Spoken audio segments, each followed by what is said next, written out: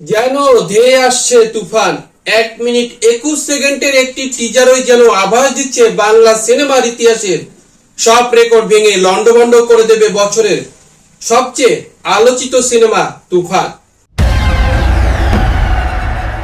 সাকিব খানের একেবারে অন্যরকম লুক, অ্যাকশন, অভিনয় সব মিলিয়ে একেবারে যেন ভিন্ন বার্তা দিচ্ছে টিজারটি। সেই সঙ্গে টিজারে চঞ্চল চৌধুরীর উপস্থিতি তুফানের টিজারে আলাদা মাত্রা যোগ করেছে। তুফান, খুব ভয় পাইছি রে।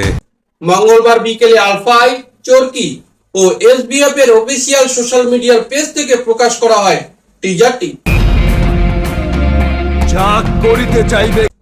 সিনেমাটির ঘোষণার পর থেকেই দর্শকদের মধ্যে অন্যরকম এক চাঞ্চল্যের সৃষ্টি হয়। টিজার প্রকাশের পর সত্যি যেন বাংলার আকাশে তুফান তৈরি হয়েছে। টিজারের নিচে নানা প্রশংসাসূচক মন্তব্য করেছেন দর্শকেরা। টিজার নিয়ে পরিচালক রায়ান রাফি বলেন, তুফান এমন একটা ছবি যা বাংলা সিনেমাকে বিশ্বের দরবারে নতুনভাবে চেনাবে, অনেক সিনেমা ইন্ডাস্ট্রিকে পরিবর্তন করে। তুফান তেমনই একটি সিনেমা হতে যাচ্ছে। বাংলা সিনেমার সীমারেখা অনেক বাড়িয়ে দেবে বলা যায়। তুফান আমার জীবনের একটা ড্রিম প্রজেক্ট। সেই সঙ্গে সাকিব ভাইকে এই সিনেমায় পাওয়াটা আশীর্বাদ। প্রযোজনা প্রতিষ্ঠানগুলোর ভাষ্য, বড় পর্দায় মানেই সাকিব খান। এই ঈদে প্রেক্ষাগৃহে ঝড় তুলবেন তিনি।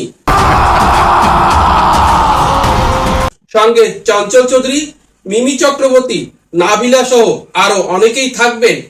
এর আগে তুফানে অভিনয় প্রসঙ্গে চঞ্চল চৌধুরী বলেছিলেন, রায়ান রাফি এ সময়ে প্রতিভাবান পরিচালক, তিনি আলাদা একটা দর্শক তৈরি করেছেন। সেদিক থেকে তারও প্রতি আমার আস্থা আছে।